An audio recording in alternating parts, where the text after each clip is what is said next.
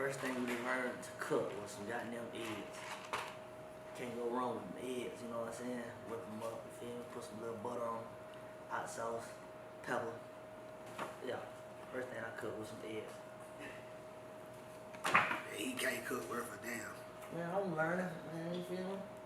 Yeah. When you was at 26, you motherfucking lie, by 26, I was cooking shit now. Yeah, but you want to suit the how you suit the now. Nah, you come with time, man. Yeah, that's all it is. You know what I'm saying? You know. First flight, when I was going to Stillman in Alabama, Tuscaloosa, Alabama, that was my first flight. And it was around the time, right after 9/11, and I was like, bitch, I wish a bitch would get on this plane and go to holler anything other than plain English. 5'8" is in this bitch today. Yeah, we definitely gonna bump. I'm going out with it. Bitch, a bitch ain't finna motherfucking first date.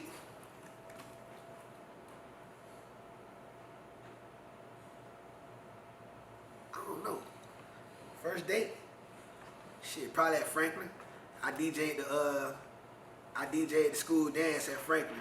This was probably like 97. You know what I'm saying? I DJ'd right there at Franklin Middle School. And my little girlfriend, she was there. She was on my creep, you know what I'm saying? I'm the shit. I'm DJing the dance. You never seen a nigga do no shit like this. And they let me make the announcement over the intercom and shit. You know what I'm saying? During school hours. So you know I'm like that. Yeah, that was my first date right there. First date, Franklin Middle School dance. Yeah. Alright, first early movie you watched. Friday. Right?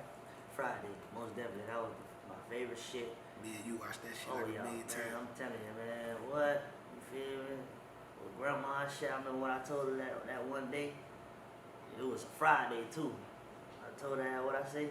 Nah, we watched Friday so much. That I remember. When he was a baby, like probably like what you were like 5, 6, 4, 5. 4, 5.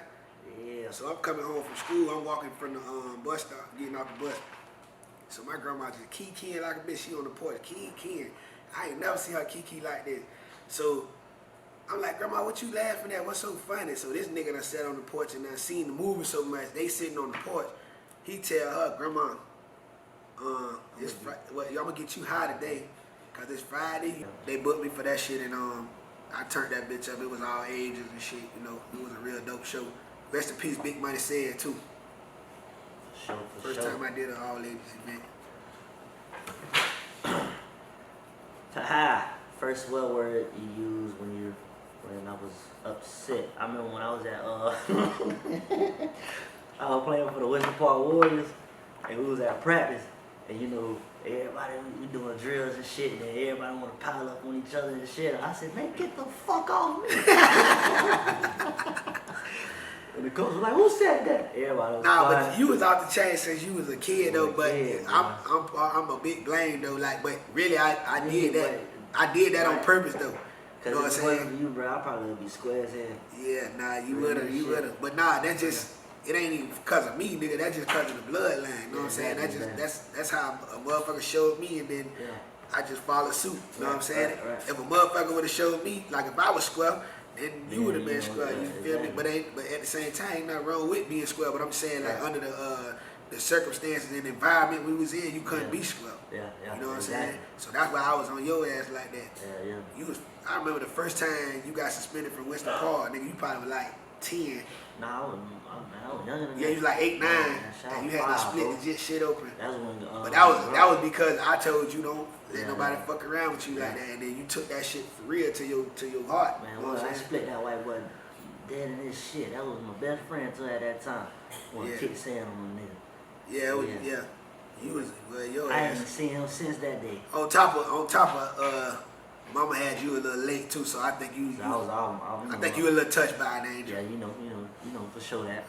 I accept that. Not I think, I know. You know for a fact, nigga. This nigga touched by an angel. At what age did you first spit your first bar?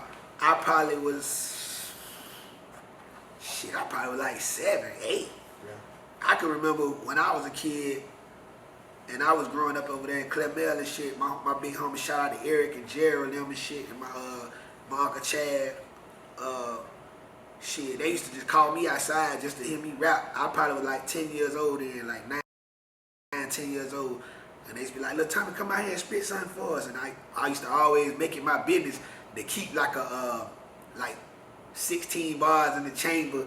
So whenever they call me out, I got something fresh that they ain't never heard before. You know what I'm saying? So I used to go outside and kick my little shit. And I remember one time I had this little shit, and I kind of ended it like Dr. Dre, and I was like, I keep a deuce by my side as I take another journey through the south side. Them bitches act like that shit was the hardest shit ever.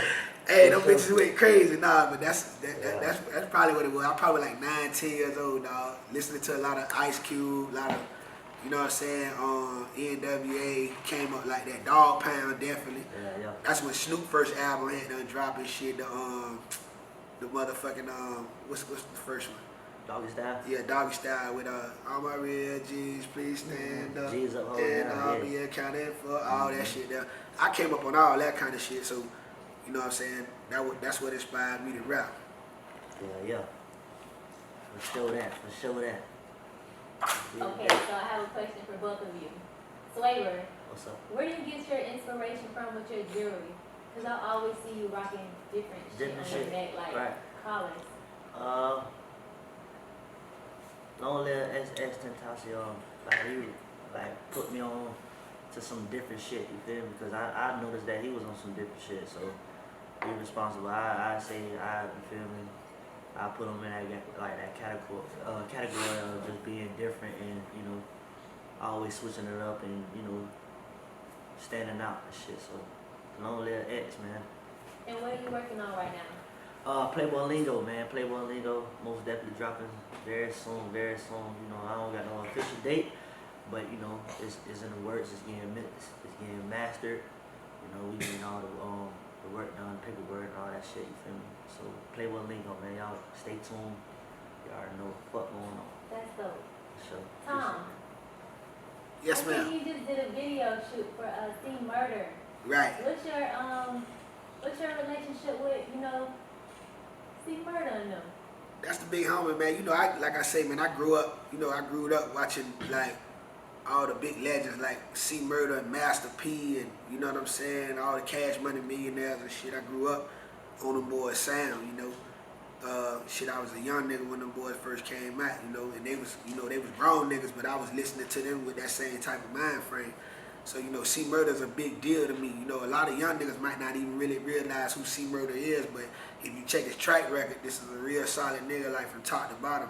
Right. And basically, man, you know, our relationship is really like through his homeboy Kane. Shout out to Kane, his homeboy Kane. I don't even know if Kane is homeboy, or if I don't know if Kane is like a real family member to him, but I know they just that close because Kane been holding this nigga down. Him and shout out to Mac too, free Mac. I think Mac finna get out too, Mac from No Limit. Kane been holding them boys down. Like, you know how you always got somebody who like, no matter who forget about a person that's locked up, it's always this one person that's gonna make sure they got a couple dollars. There's always this one person that's gonna make sure they write them, accept their phone calls and shit. And that's what the nigga Kane is to them boys. And they started the C Murder Challenge, the free C Murder Challenge. That was like last year in November. And I ended up doing this shit and I smashed it like I do all the fucking challenges. And then C Murder ended up calling me, you know what I'm saying, through Kane, because Kane was like, C want to talk to you, he liked what you did, my nigga, he fucked up by that shit. So C Murder ended up calling me, we ended up talking, he wanted me to do some shit for him. You know, he putting the album together and shit like that. And then like I talked to him like twice and he left me a voicemail and shit, here we are today, you know what I'm saying? I dropped a song for him, video for him, paid out my pocket for shirts and everything, gave that shit away for free. You feel me? And I'ma still get my nigga publishing information so he can get all his just due off the song and all that. I don't really want shit off it. I'm just doing it for the coaching, you feel me? I'm just doing it cause, you know, just cause that's the type of nigga I am, you feel me? I ain't doing this shit for no clout. I ain't doing this shit for, you know, to try to capitalize off the situation because his situation, you know, Kim Kardashian involved with this situation now, Monica involved with this situation. We was talking about this shit in November last year. You feel me? So this all authentic right here. So C Murder just a big homie to me that I always respected, and I'm going all out for it on my end. For sure. That's dope, Tom. And what projects are you working on that people need to know about? 16 Summers Deluxe right now. I'm shooting a lot of videos. I'm going through a transition like right now in my mind. You know what I'm saying? Well, like I'm growing with myself. So I'm taking my time more with my visuals and shit like that, and I'm taking my time on planning them shits out more.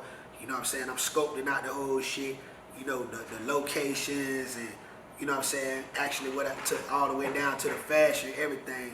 So as you see like these new videos that I started dropping probably like within the next month or so, there's gonna be a lot of different switch ups, a lot of different changes, because you gotta grow with yourself. You can't stay, you know, stagnant. You know what I'm saying? So that's what I'm working on right now. And then, you know, outside of that, I'm gonna drop the 16 Summers Deluxe, and I'm gonna just keep dropping new shit. I'm working on some shit with Cool and Dre.